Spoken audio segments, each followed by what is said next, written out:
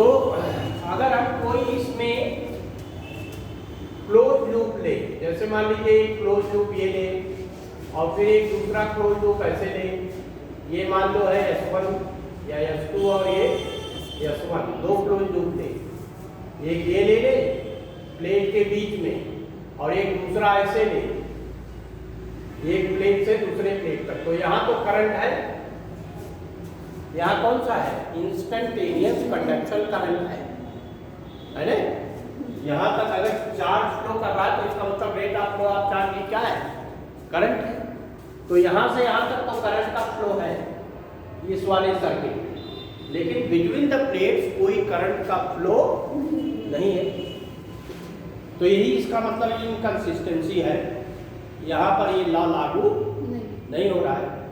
तो ये लागू हो यानी ये रिजल्ट कंसिस्टेंट हो हर एक सिस्टम के लिए, तो इसमें एक चेंज किया गया।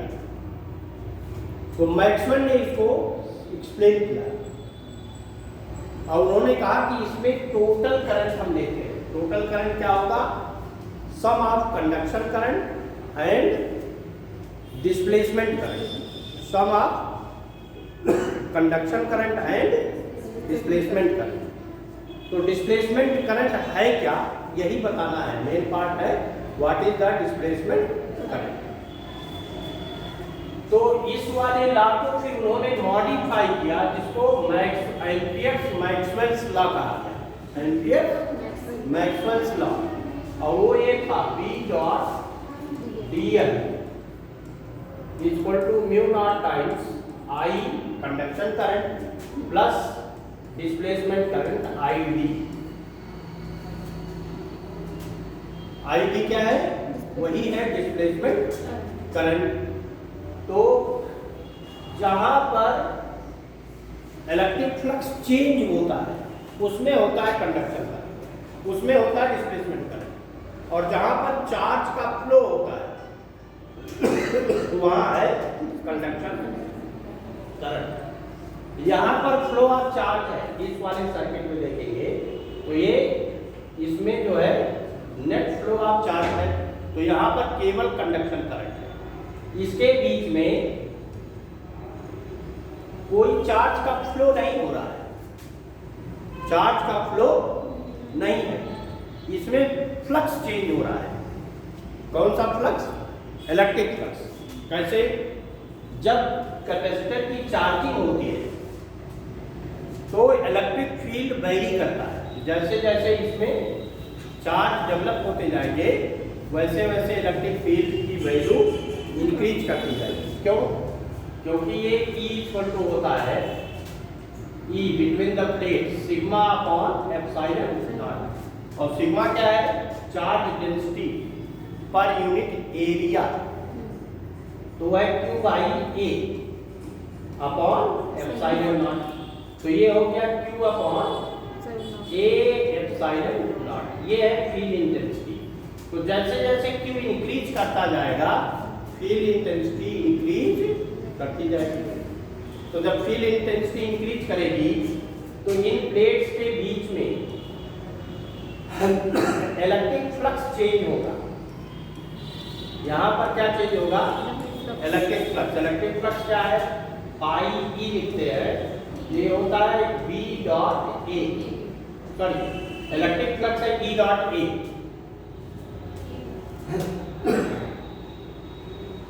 E डॉट A, तो ये हो गया E डॉट A, और A होता है एरिया वेक्टर। तो अगर यहाँ पर इलेक्ट्रिक फील्ड होगा पॉजिटिव से नेगेटिव चार्ज प्लेट की ओर, और एरिया वेक्टर भी उसी डायरेक्शन में होगा, नॉर्मल टू द सरफेस। जो हम सरफेस कंसीडर करेंगे तो इसको लिख सकते हैं EA cos 0, क्या बनेगा E इंटू A।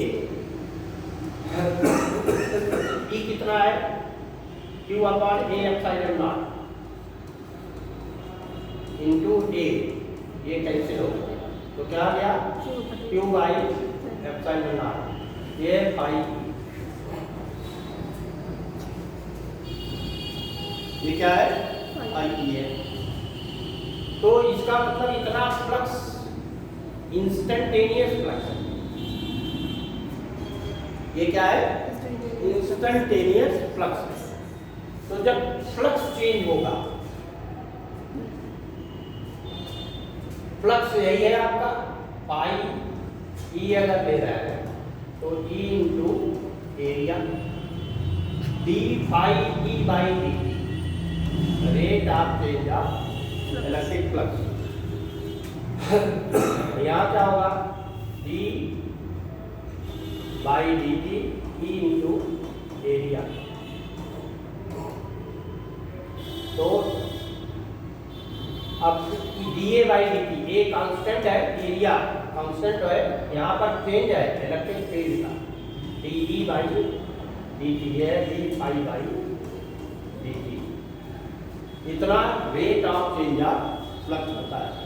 तो इसकी वजह से यहाँ जो फ्लक्स चेंज होगा उसकी वजह से करंट फ्लो करता है।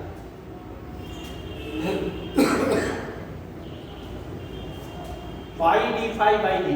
अब फ्लक्स कितना, अब ये देखिए, इसको हम आई डी लिखते हैं, पहले उसको देखिए क्या है।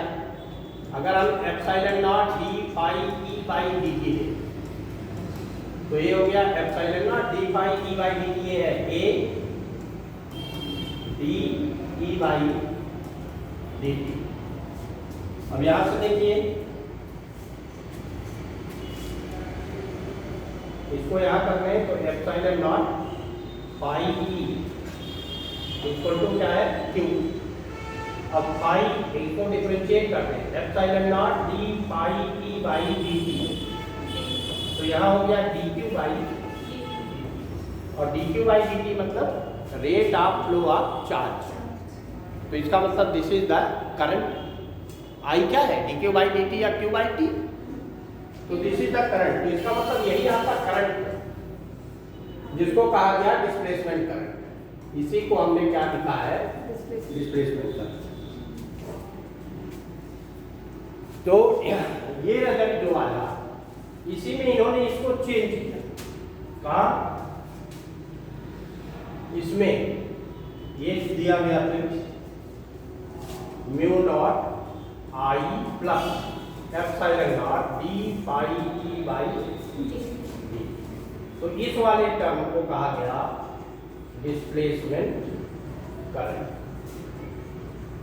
जहां पर फ्लक्स चेंज है, ये किस पर डिपेंड कर रहा है? Rate of change of flux.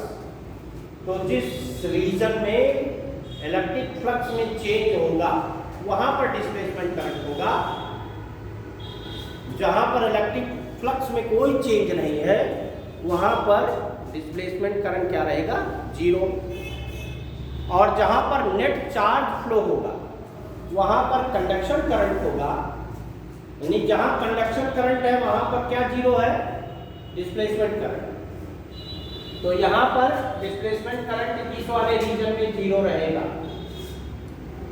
तो रहेगा आई केवल कंडक्शन करंट। और इस वाले में कोई कंडक्शन नहीं होगा चार्ज का, कोई फ्लो ऑफ चार्ज नहीं होगा, केवल चेंज ऑफ फ्लक्स है, इलेक्ट्रिक फ्लक्स। तो यहाँ पर क्या रहेगा? केवल डिस्प्लेसमेंट करंट होगा, कंडक्शन करंट जीरो होगा।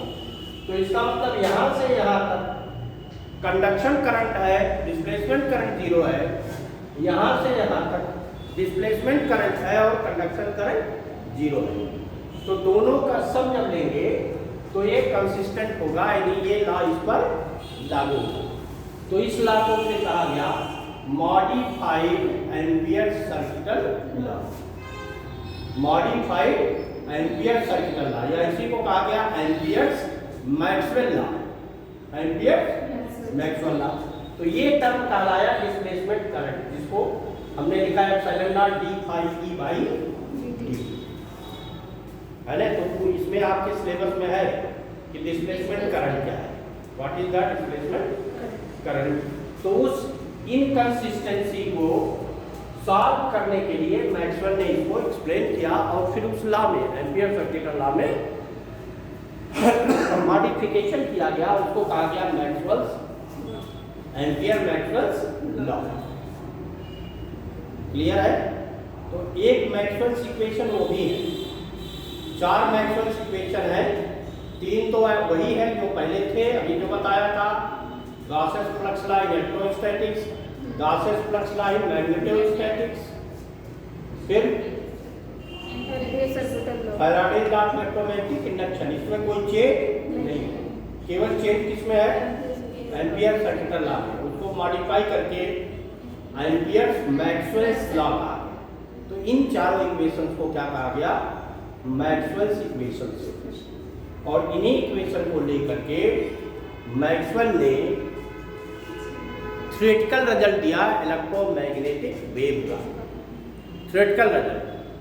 फिर उसको अभी हमने बताया था हर्ट्ज ने एक्सपेरिमेंटली प्रूव किया, उन्होंने एक्सपेरिमेंट के करके 6 मीटर वेवलेंथ का एक इलेक्ट्रोमैग्नेटिक वेव जनरेट किया, जिसमें वो सारी प्रॉपर्टी थी जिसको मैक्सवेल ने स्टेट किया था कि ये किस तरह का वेव होगा, जो बिना किसी मीडियम के ट्रेवल करेगा। इसमें 2 फील्ड वेक्टर्स होंगे, इलेक्ट्रिक फील्ड और magnetic field perpendicular to each other, और डायरेक्शन ऑफ प्रोपागेशन उनके भी परपेंडिकुलर होता है। इलेक्ट्रोमैग्नेटिक वेव की स्पीड 3.0 × 10⁸ मीटर पर सेकेंड, यानी उसका जो बेसिक कैरेक्टरिस्टिक है वो पूरा बाद में एक्सप्लेन किया गया। तो सबसे पहले हमको यही बताना है कि डिस्प्लेसमेंट करंट क्या है, डिस्प्लेसमेंट करंट क्या है। तो थोड़ा सा पहले लिखिए, सिलेबस मालूम है कितना आपको पढ़ना है। इसमें इलेक्ट्रोमैग्नेटिक वेव, पहला है डिस्प्लेसमेंट करंट, दूसरा electromagnetic wave and there characteristic, transverse nature of electromagnetic wave, फिर इलेक्ट्रोमैग्नेटिक स्पेक्ट्रम, सभी जितने एक वेव्स है। अब कॉस्मिक का कहीं कहीं नहीं है किसी बुक्स में, लेकिन कॉस्मिक भी इलेक्ट्रोमैग्नेटिक वेव है। फिर आप जानते हैं gamma ray, X ray, ultraviolet, visible, infrared, micro और रेडियो, ये सभी वेव्स क्या है, इलेक्ट्रोमैग्नेटिक वेव्स है। इन सबके एक ही कैरेक्टरिस्टिक है, बस इनके ओरिजिन अलग अलग होते हैं और इनके यूजेज अलग अलग है, अलग अलग वेव्स के।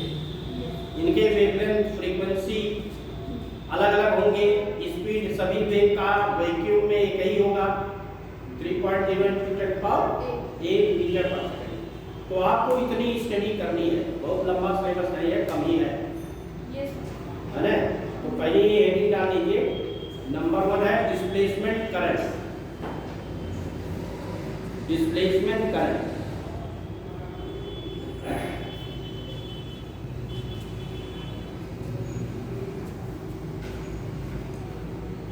थोड़ा सा स्टेप लिखिए, according to the Ampere circuital law, according to the Ampere circuital law,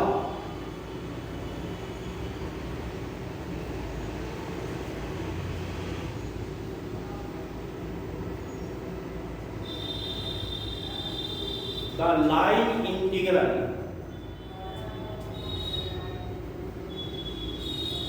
of magnetic field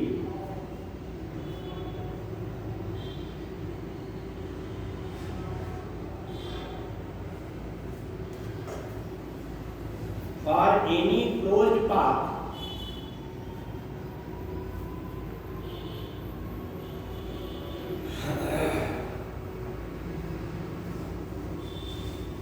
line integral of magnetic field along a closed path is equal to mu naught times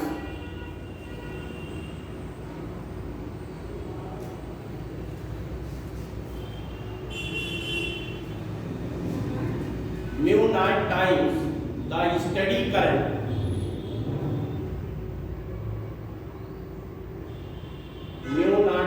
the steady current through the closed path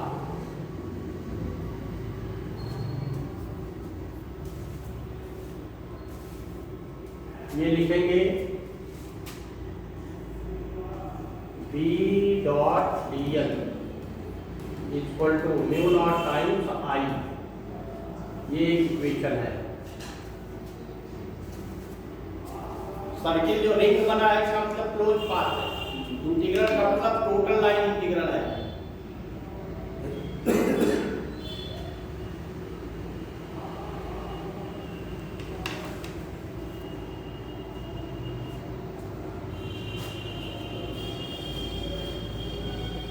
तो ये पहले क्या था, Ampere's law था, यही है Ampere's law कि नहीं? तो हर जगह ये लागू नहीं हुआ, ये देखा गया। कहाँ लागू नहीं हुआ? तो सबसे पहला हमारे पास जो हम लोग पढ़े हैं वो है charging and discharging of capacitor. लिखिए, if we consider charging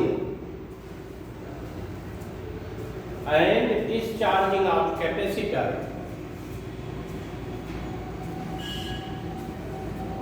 then this law is inconsistent.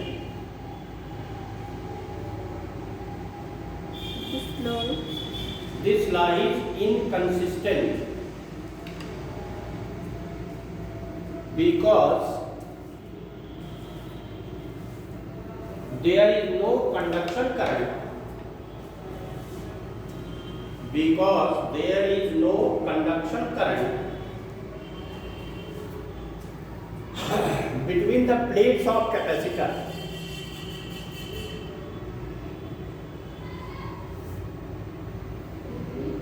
Between the plates of capacitor.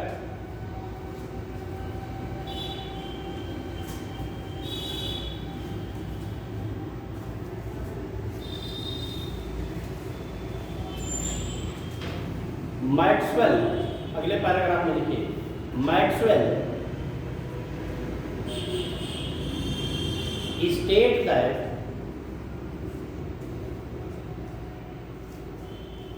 This law makes consistent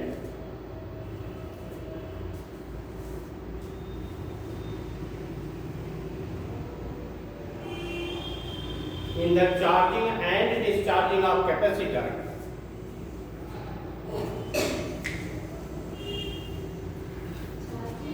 Charging and discharging of capacitor. If we take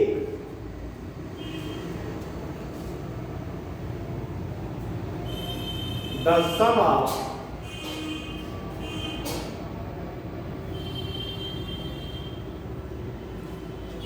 conduction current and displacement current,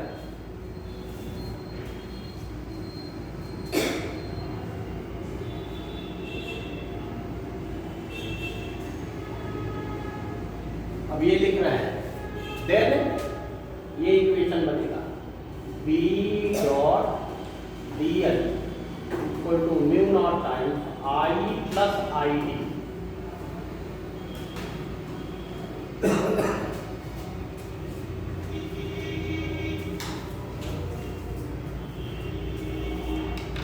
वह अब इस second में देखिए add कर दिया गया, सम हो गया। वह IB is the displacement current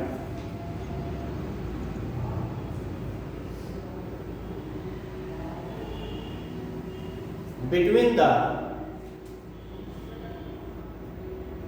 plates of capacitor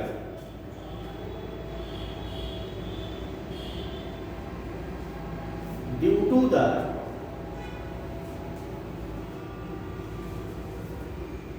rate of change of electric flux,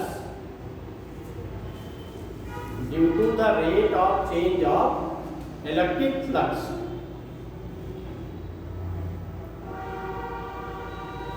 through this region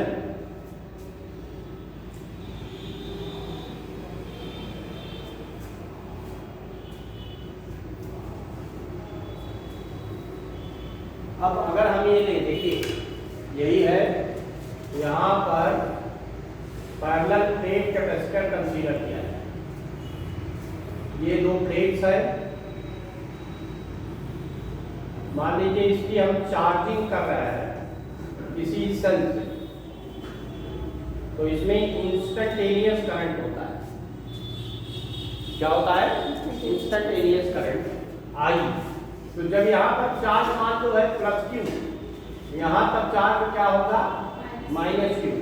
इनके बीच में एक इलेक्ट्रिक फील्ड उस समय है, इंस्टेंटेनियस इलेक्ट्रिक फील्ड, कहाँ से कहाँ तक? From positive to negative plate. बताया आपने? जब पढ़ाया था बताया नहीं था कि नहीं? तो अगर हम ये कंसीडर कर रहे हैं तो ये देखिए, at any time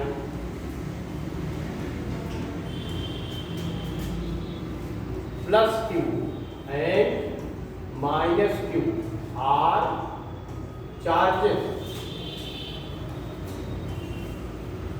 on plates of capacitor.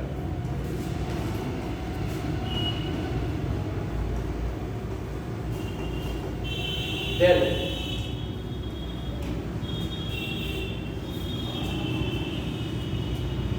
field intensity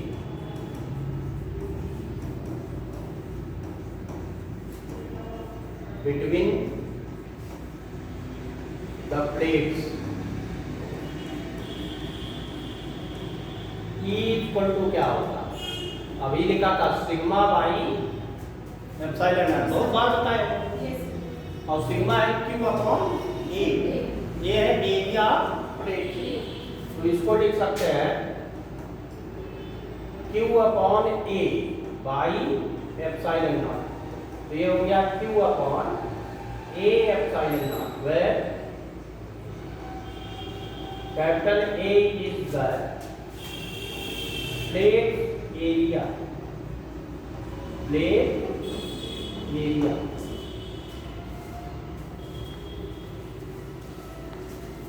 यहां तक लिखिए पहले।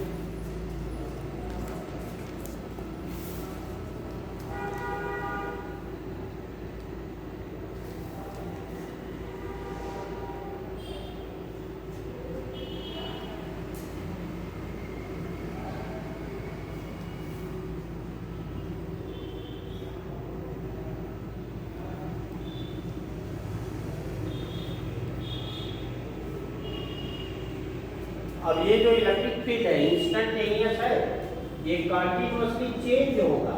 क्यों चेंज होगा? क्योंकि चार्ज वेरी करेगा, नहीं? प्लेट पर चार्ज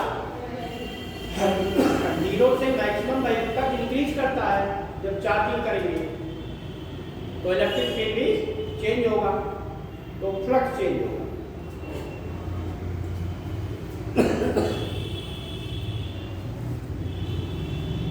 क्लियर है वहां तक? देखिए, this electric field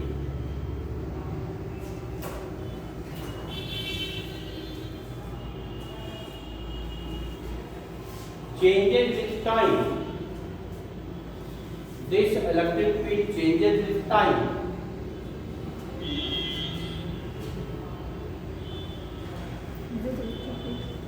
This electric field changes with time from 0 to maximum value.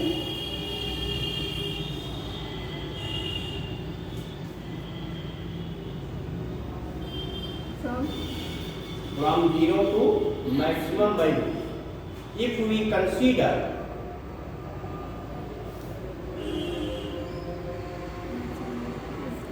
a closed path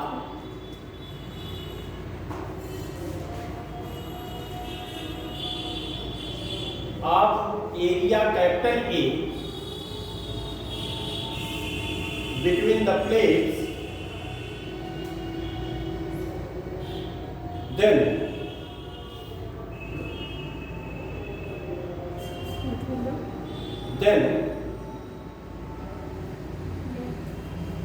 change of flux through it,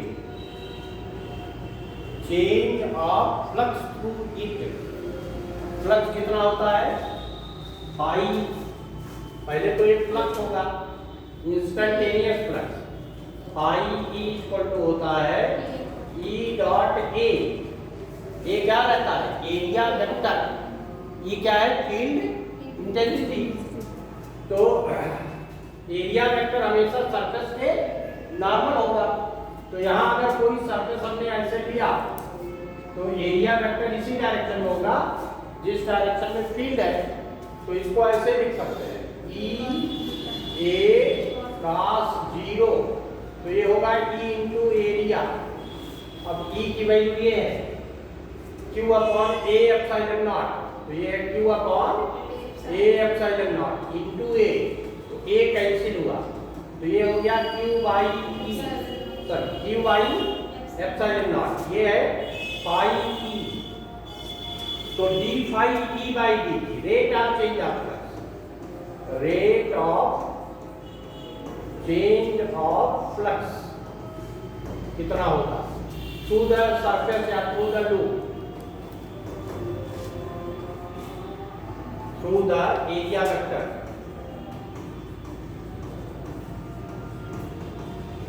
direction के वेक्टर लिखेंगे इसके ऊपर। तो ये हो जाएगा डी फाई ई। ई तो सिंबल है, ई का मतलब इलेक्ट्रिक फ्लक्स, और जो बी लिखेंगे तो मतलब मैग्नेटिक फ्लक्स। तो एप्सिलॉन नॉट तो कांस्टेंट है, बाहर लिखेंगे यहाँ आएगा d q by D t. तो इससे आप लिख सकते हो d q by D t. अभी एप्सिलॉन नॉट इधर आ जाएगा, epsilon naught D phi E by D t. और d q by D t होता क्या है?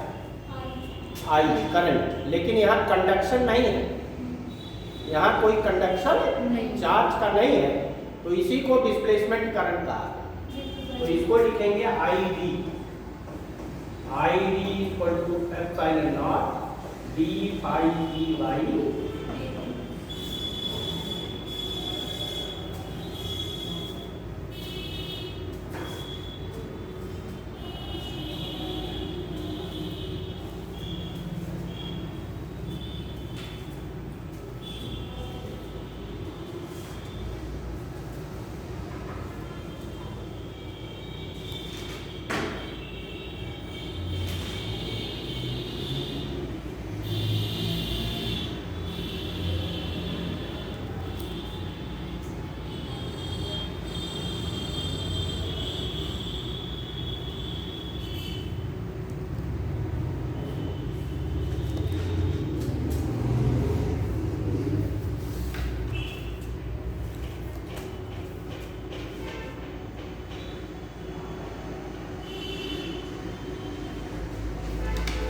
क्या है इसमें तक के लिख लो।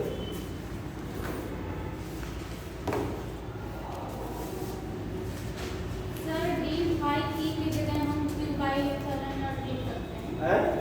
जैसे सर हम लिखते हैं एप्सिलॉन नॉट, इसके बाद d phi E by D t. यहाँ d phi by d flux change, rate of change of flux. E का मतलब सिंबल है, वहाँ कैपिटल ई नहीं है, प्रोडक्ट नहीं है।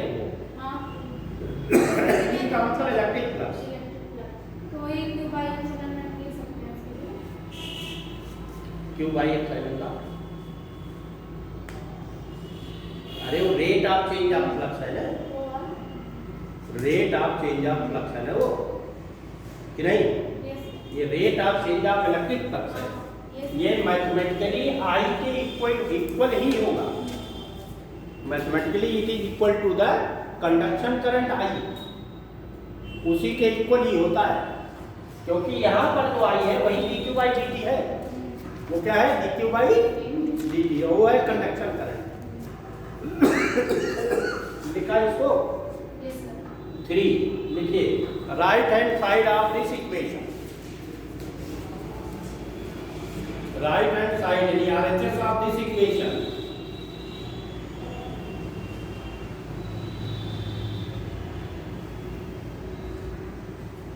is mathematically equivalent to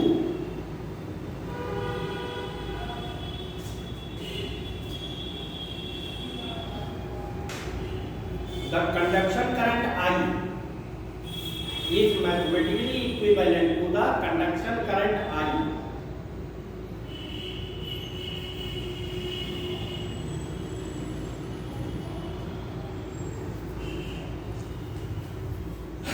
This effective current is called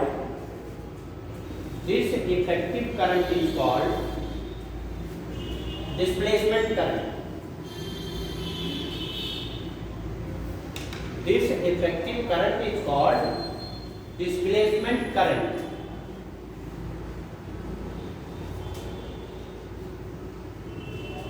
Then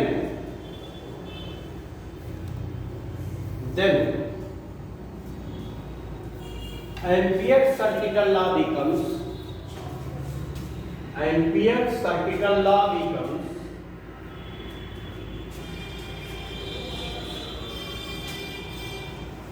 अब ये लिखेंगे, देखिए B E dot dl equal to mu naught I plus epsilon naught P pi E by dt।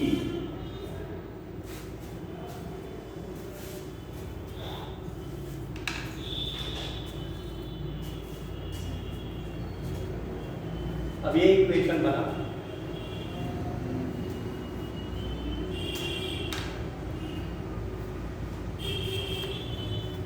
This equation is called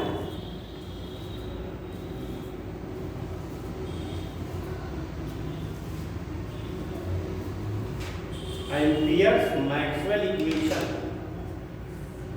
Ampere's Maxwell equation.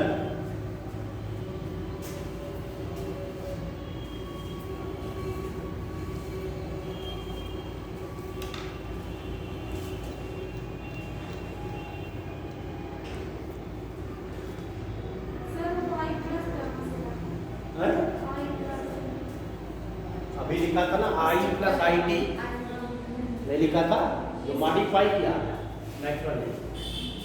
Maxwell ने जो modification किया।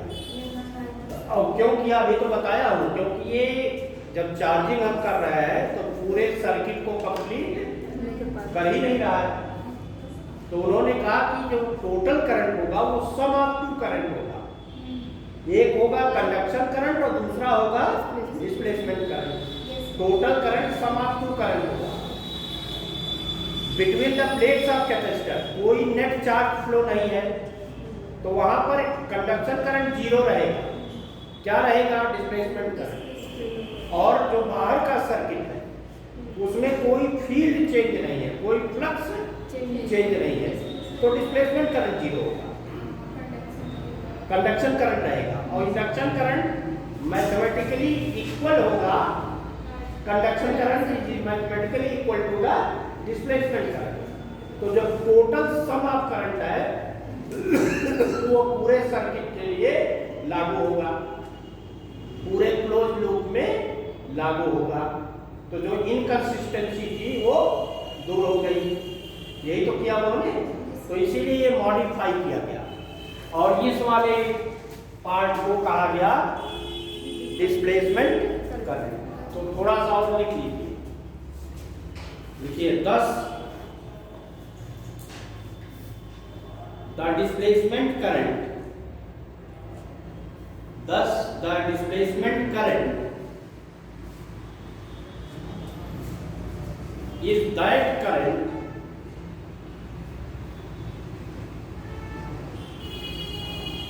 which comes into existence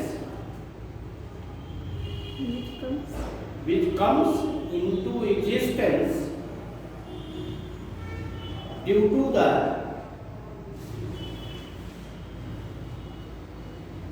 rate of change of electric flux,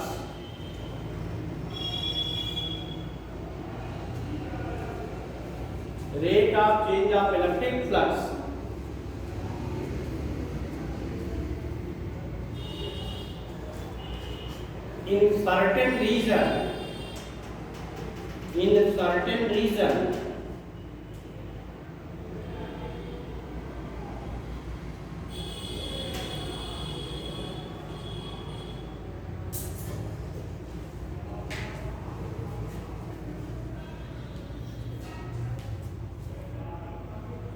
with time.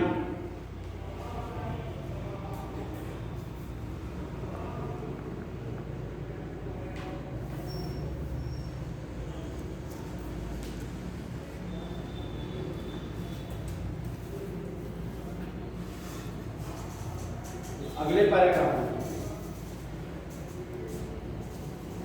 in the region where no electric flux changes,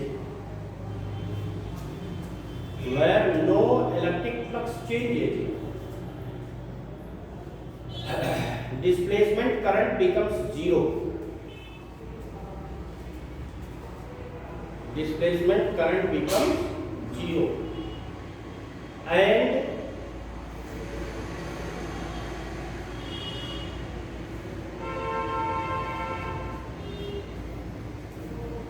conduction current is zero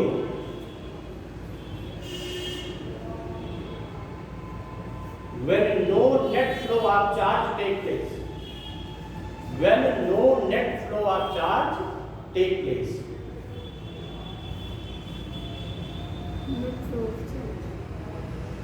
जहां पर कोई flow of charge नहीं है वहां conduction current zero है। जहां पर कोई फ्लक्स चेंज नहीं है वहां पर डिस्प्लेसमेंट करंट जीरो। क्लियर हुआ? अब इसको, ये बड़ा डेप्थ में है पूरा चैप्टर, इसमें बहुत सारे न्यूमेरिकल्स पूछे गए हर साल। अब इसमें कुछ रिजल्ट और भी देख सकते हैं, जैसे अगर इस कंडीशन को हम ले जो अभी दिया था, चार्जिंग ऑफ कैपेसिटर, तो जो आईडी है for charging of capacitor,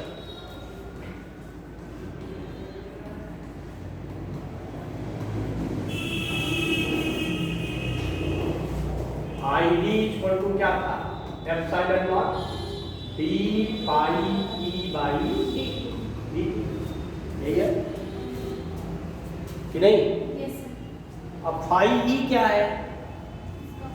flux है, इलेक्ट्रिक फ्लक्स। तो ये है epsilon naught D by D T, ये है ई इंटू एरिया, कि नहीं? तो हम ए को बाहर लिख ले रहे हैं, ये हो जाएगा epsilon naught A d by D T of ई।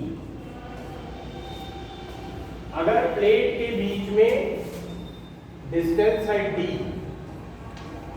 और इसमें पोटेंशियल डिफरेंस है बी, यहाँ पर चार्ज है प्लस क्यू और यहाँ चार्ज है minus Q at a time,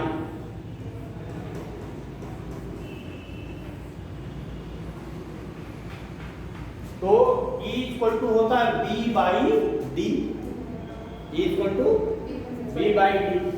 तो इसको ऐसे लिख सकते हैं epsilon naught A D by D T of B upon D. कहाँ से आया? E इक्वल टू होगा minus D V by D R, तो उसी से लिखा जाता है, ये होता है minus D V by D R. तो इसी से हम लोग लिखते हैं, यहाँ पर अगर पोटेंशियल डिफरेंस v है और इनके बीच में डिस्टेंस d है तो v बाई डी लिखते हैं। माइनस साइन क्या रिप्रेजेंट करेगा? एक बढ़ता है तो दूसरा घटता है। तो यहाँ पर अगर हम लिखें तो d को भी बाहर लिख सकते हैं, तो ये होगा epsilon naught a by D dv by dt। तो ये क्या है? Rate of change of potential, rate of change of potential. तो इसको हम ऐसे भी लिख सकते हैं, I D equal to C naught capacity, है ना, into rate of change of potential between the plates. तो ये भी एक रिजल्ट है हमारा। कैपेसिटी ऑफ कैपेसिटर क्या होता है? Epsilon naught A by D. तो ये ना epsilon naught A by D, C naught हो गया, के से मल्टीप्लाई किया होगा तो किसी डाइलेक्ट्रिक मीडियम के लिए के epsilon naught A by D होगा सी, और यहाँ क्या है? DV by D T, rate of change of potential. तो इसका मतलब डिस्प्लेसमेंट करंट का एक दूसरा फॉर्म ए बी है, कि नहीं? लिखिए, ये पूरा लिखिए।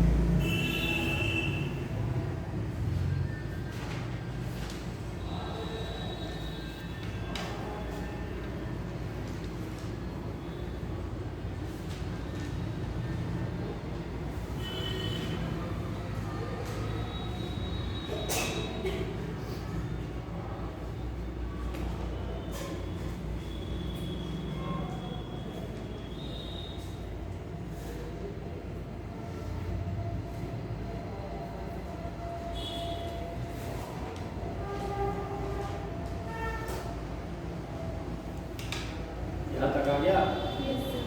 अब आप जानते होंगे एक टर्म था current density, I by A, और करंट तो स्केलर है, लेकिन करंट डेंसिटी क्या है? वेक्टर है। करंट डेंसिटी क्या है? वेक्टर है, क्योंकि वो किसी पॉइंट पर होता है। तो डिस्प्लेसमेंट करंट डेंसिटी भी उसी तरह से हम लोग निकाल सकते हैं।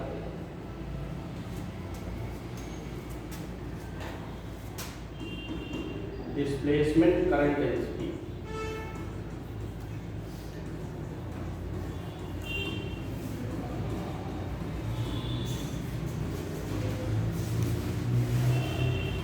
अब इसको लिखेंगे JD, JD तो ये हो गया ID by A, current flow per unit area.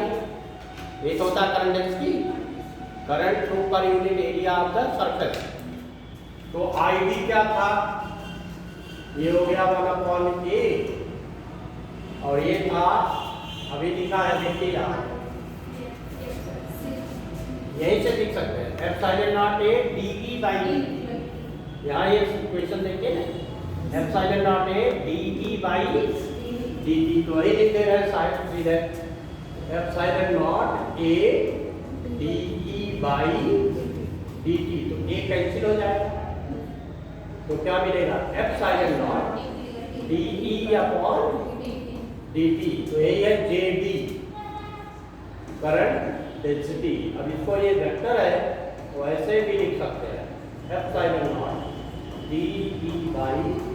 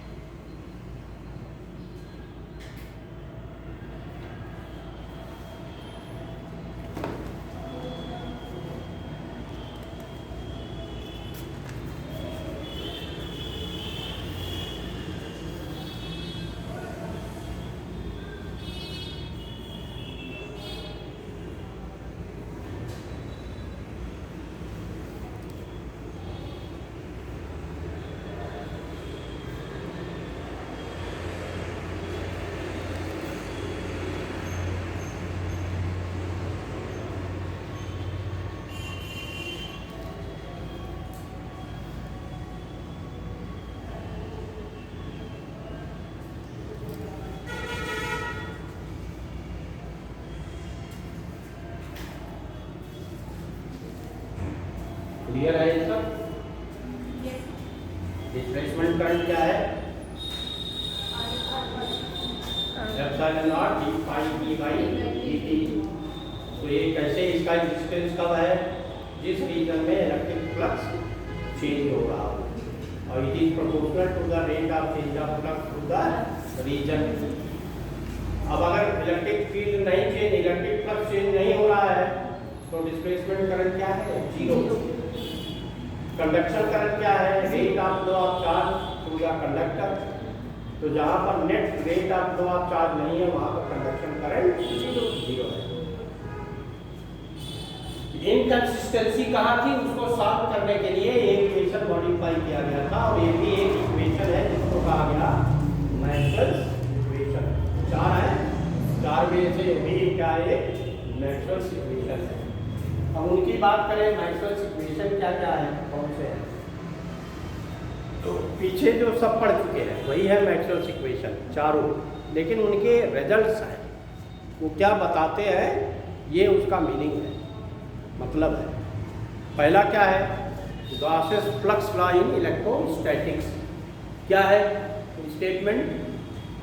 Total electric flux through a closed surface is equal to epsilon 1 by epsilon naught times charge enclosed by the surface. Surface के भीतर कितना charge है वो है टोटल चार्ज। तो ये theorem क्या बताता है, ये रिजल्ट क्या बताता है? अगर हम total electric flux through a closed surface की बात कर ले, तो ये जीरो नहीं है। जीरो या तो इलेक्ट्रिक लाइंस बाहर जाती होंगी तो फ्लक्स आउटवर्ड हो जाएगा। और कितना टोटल फ्लक्स है? Phi equal to Q by, it is not zero to the closed surface. ये तो है फ्लक्स ना। अगर आउटवर्ड है तो इसका मतलब अंदर जो है पॉजिटिव चार्ज है, इनवर्ड होंगे तो अंदर नेगेटिव चार्ज है। तो ये शो करता है कि यूनिक चार्ज हमेशा एग्जिस्ट करता है। जो इलेक्ट्रिक लाइंस है अगर क्लोज्ड पाथ होती तब क्या होगा? नेट फ्लक्स जीरो हो सकता था। जितनी लाइनें बाहर जाती उतनी लाइनें फिर अंदर भी आती, तभी तो क्लोज होगा। तो ये क्लोज पाथ नहीं होगा। Electric lines starting from positive charge and at the negative charge, plus से शुरू होगा और माइनस पर खत्म हो जाता है, जैसे डाइपोल में होता है। अगर इसके अंदर कोई डाइपोल है तो total flux through the surface zero हो जाएगा। क्यों? डाइपोल में चार्ज क्या है? प्लस क्यू और माइनस क्यू। टोटल चार्ज कितना है? जीरो। टोटल चार्ज कितना है? तो जब सरफेस के अंदर कोई चार्ज नहीं होगा तभी टोटल फ्लक्स जीरो होगा, कि नहीं? सरफेस के अंदर अगर कोई चार्ज नहीं है तभी जाकर के टोटल फ्लक्स जीरो होगा। और अगर कोई चार्ज है तो कभी फ्लक्स जीरो। इसका मतलब कि ये ओपन होगा, या तो चार्ज से स्टार्ट होकर के बाहर की तरफ जाएगा या बाहर से स्टार्ट होकर के चार्ज की तरफ आएगा। ओपन कर्व होगा इसका। तो ये बताता है कि सिंगल चार्ज हमेशा एग्जिस्ट करता है। पेयर में हो एक कोई जरूरी नहीं, जैसे डाइपोल हो एक कोई जरूरी नहीं है। तो ये बताता है the existence of single charge in nature, positive and negative, independent होते हैं। और इलेक्ट्रिक लाइन्स क्या होती है? ओपन कर्व होती है। इसका ये मतलब है। अब दूसरा एक और है Gauss's law in magnetostatics. B dot ds equal to zero. B dot ds equal to क्या होता है? जीरो। ये है total. B dot ds equal to हमेशा क्या होगा? ये हर केस में होगा, ये हर केस में यही होगा। E dot ds equal to Q by epsilon. ये बताएगा कि जो चार्जेस होते हैं, सिंगल चार्ज भी एग्जिस्ट करता है, लेकिन ये थ्योरम ये बताता है कि मैग्नेटिज्म में कभी मोनोपोल एग्जिस्ट नहीं करता, हमेशा डाईपोल्स होते हैं, इसीलिए क्लोज्ड लूप होता है, कभी ओपन लूप नहीं। ये बताता है। तो इसका मतलब कि ये बताता है कि there is an existence of single charge in nature, और एक स्टेटमेंट ये बताता है कि दो there is no existence of monopole in nature. ये बताता है कि जो इलेक्ट्रिक लाइन्स ऑफ फोर्सेज है ओपन कर्व होती है, ये बताता है magnetic lines of forces are always closed loops, हमेशा बंद होता है, जितने बाहर फ्लक्स जाएगा उतना ही फ्लक्स अंदर आएगा, तो इसका मतलब ये क्लोज्ड होगा ऐसे, जितना बाहर जा रहा उतना ही अंदर फ्लक्स आएगा, तो इसका मतलब ये मोनोपोल कभी एग्जिस्ट नहीं करेगा, हमेशा किसमें रहेगा, डाईपोल में रहेगा। तो ये है, तो थोड़ा सा लिखिए Maxwell's equation, Maxwell equation.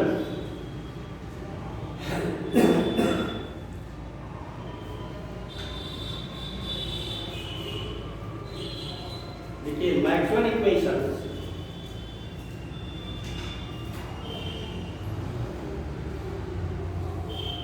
relate to the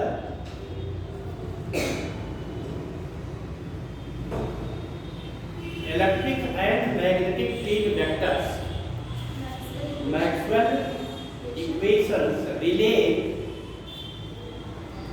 to the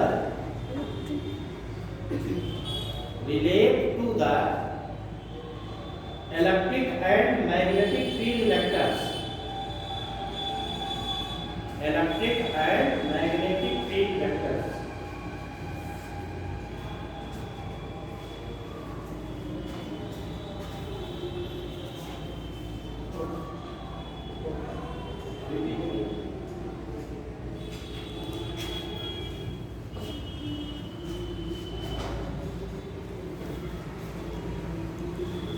And their source also.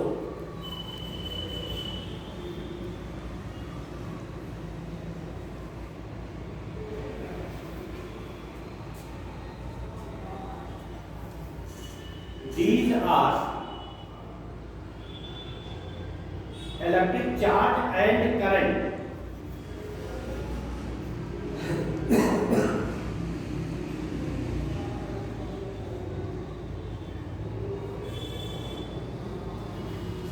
Without the presence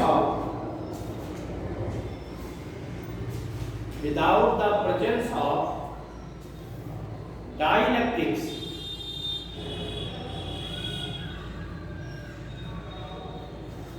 and magnetic materials,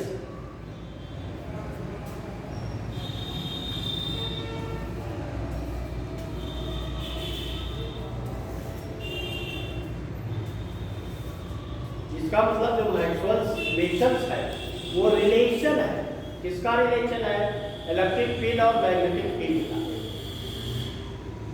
लेकिन कोई चार्ज की बात हम नहीं कर रहे, ना तो किसी चार्ज की बात हो रही है डाइलेक्ट्रिक मीडियम की, ना तो किसी डाइलेक्ट्रिक मीडियम की बात होगी और ना तो किसी मैग्नेटिक मटेरियल की बात होगी। किसकी बात होगी, चार्ज की एग्जिस्टेंस की, करंट की बात होगी।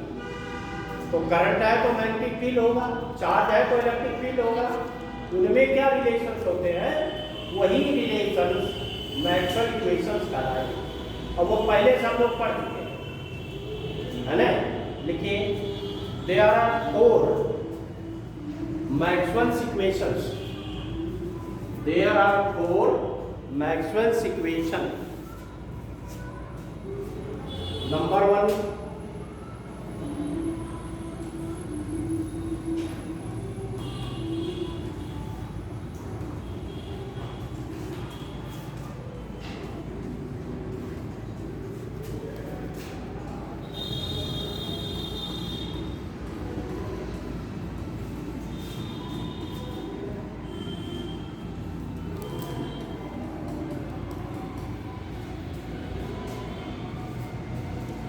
Gauss's flux law in electrostatics.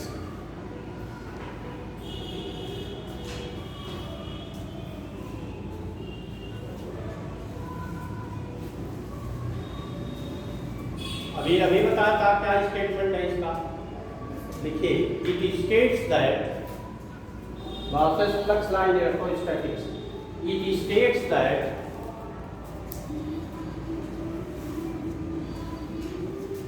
total electric flux through a closed surface, total electric flux through a closed surface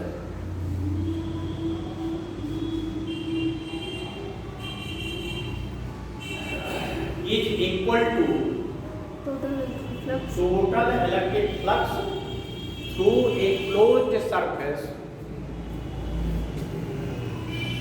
is equal to 1 by epsilon naught times 1 upon epsilon naught times net charge enclosed by the surface, net charge enclosed by the surface. तो ये है E dot ds, यही है total electric flux, और ये circuit माने closed, integral का मतलब है टोटल, तो ये है चार्ज अपॉन एप्सिलॉन, ये कई बार पढ़ चुके हैं। और क्यों नेट चार्ज है, इसका मतलब it is the sum of charges, जितना भी चार्ज उसके अंदर है किसी क्लोज सरफेस के अंदर, चाहे वो सिंगल चार्ज हो, कंटीन्यूअस डिस्ट्रीब्यूशन ऑफ चार्ज हो, डिस्क्रीट डिस्ट्रीब्यूशन ऑफ चार्ज हो, डाइपोल्स हो कि नहीं, सबके लिए लागू होता है। चाहे जैसा हो चार्ज का एग्जिस्टेंस, डिस्ट्रीब्यूटेड हो, continuous distribution, discrete distribution, single charge, dipole, सब पर ये लागू होगा। नेट चार्ज जितना किसी सरफेस के अंदर होगा उतना बटे एप्सिलॉन नॉट टोटल फ्लक्स हमेशा होता है। लिखिए, this law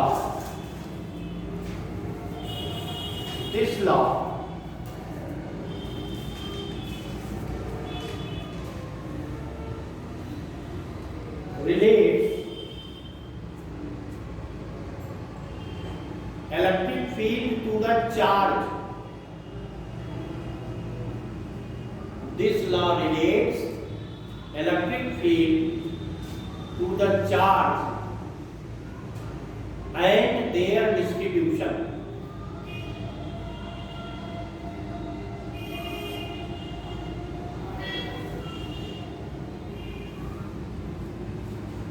Electric field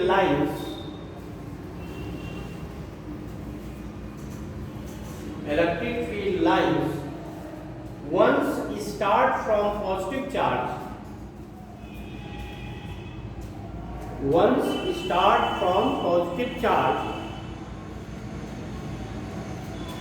always end at negative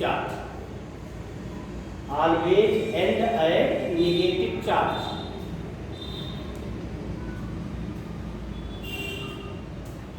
Hence, always end at negative charge. Hence, electric field lines are open curves. Electric field lines are open curves, and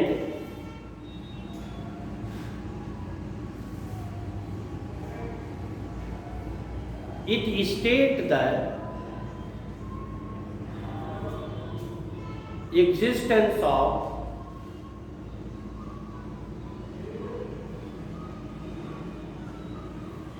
monocharge,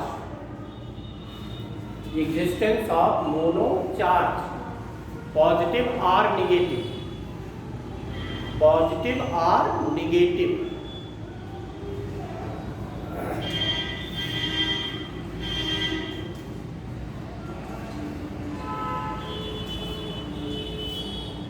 तो एक तो ये है, ये क्या रिलेशन देता है, चार्ज और फील्ड में।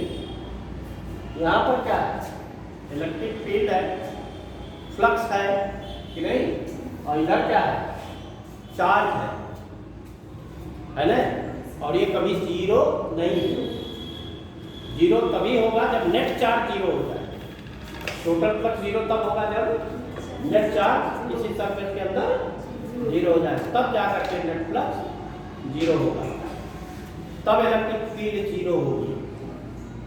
चार्ज अगर सिंगल एग्जिस्ट कर रहा है तो फील्ड भी हमेशा एग्जिस्ट करेगा। तो इसका मतलब ये रिलेशन देता है चार्ज और इलेक्ट्रिक फील्ड में।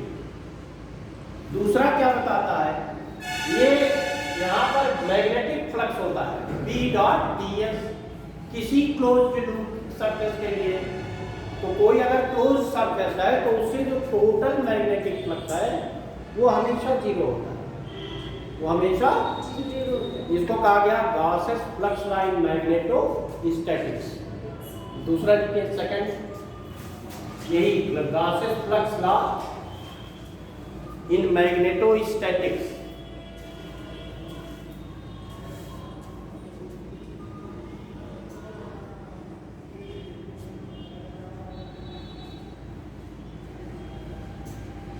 Total magnetic flux,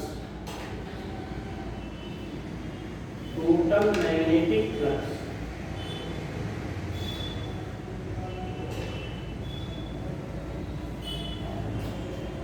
through any closed surface,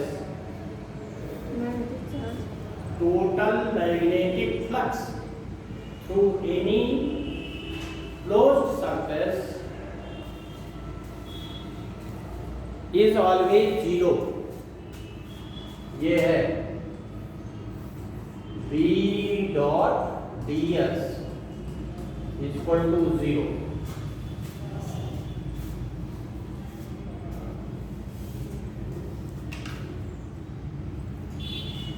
This result shows that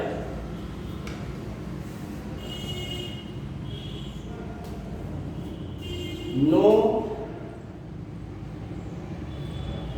monopole in magnetism, though no monopole exists in nature, no monopole exists in nature। Magnetism की बात हो रही है, and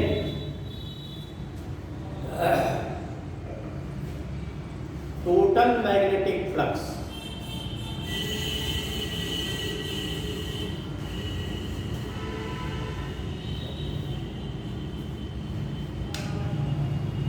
entering the closed loop, entering the closed surface, total magnetic flux entering the closed surface must leaving the surface, must leaving the surface, यानी जितना flux अंदर जाता है उतना ही बाहर, तभी तो जीरो होगा। जितना अंदर जाएगा उतना ही बाहर जाएगा, तभी क्या होगा, टोटल फ्लक्स, तभी तो जीरो होगा। तो इसका मतलब क्या है कि कभी जो मैग्नेटिक लाइंस है वो ओपन नहीं होंगे, क्या होंगे, क्लोज। देखिए which shows that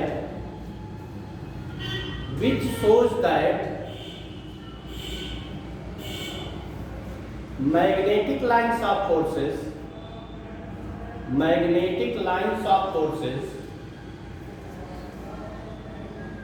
are always closed loops।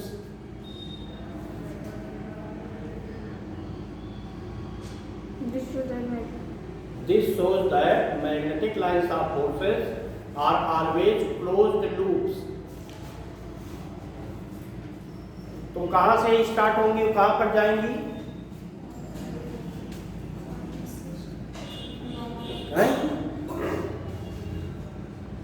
कहां से स्टार्ट होकर के कहां जाएंगी,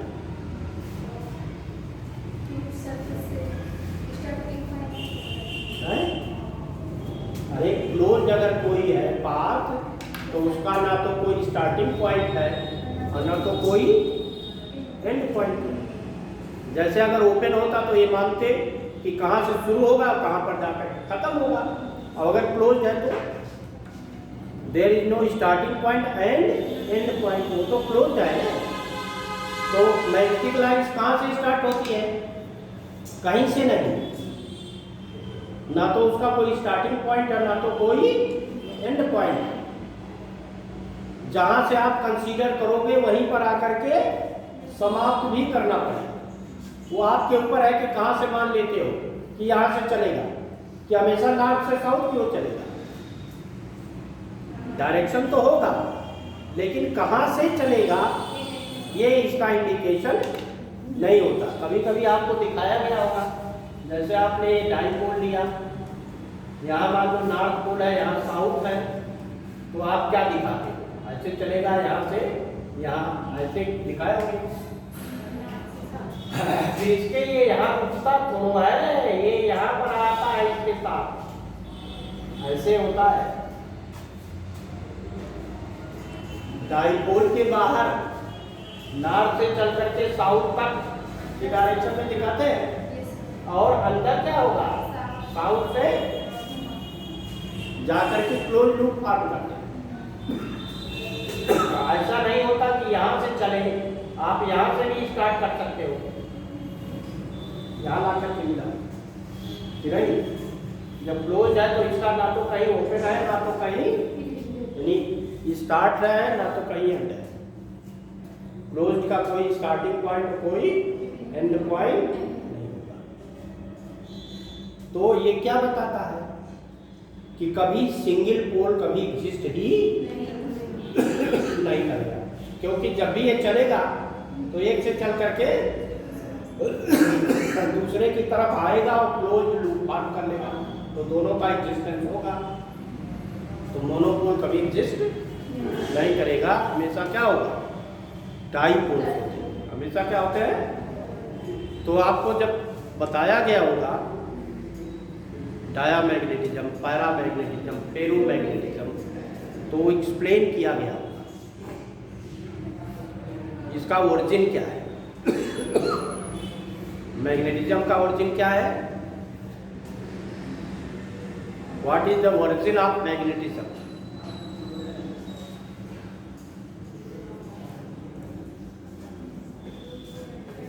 अरे मैग्नेटिज्म कहां से अराइज होता है? मैटर से। मैग्नेटिक मटेरियल्स होते हैं, उसमें मैग्नेटिज्म कहां से होता है? एटम से। Matter is made by atoms, और किसी भी एटम में नेट मैग्नेटिक मोमेंट होता है ना, और वो कैसे होता है? Due to the revolution and spinning of electrons. और अगर एक एटम है और सिंगल इलेक्ट्रॉन है तब भी उसमें डाइपोल होता है, monopole single atom and single electron, तब भी उसमें क्या है? वो एक टीनी डाइपोल है। तो आपको जब बताया गया होगा तो ऐसे बताया गया होगा इस टाइप से एटम को, कि नहीं? किसी एटम को इस तरह से रिप्रेजेंट किया गया होगा। तो ये एक डाइपोल है, सिंगल पोल नहीं होता है कभी, है कि नहीं? तो ये यही बताता है कि डाइपोल ही हमेशा एग्जिस्ट करेगा, कभी मोनोपोल एग्जिस्ट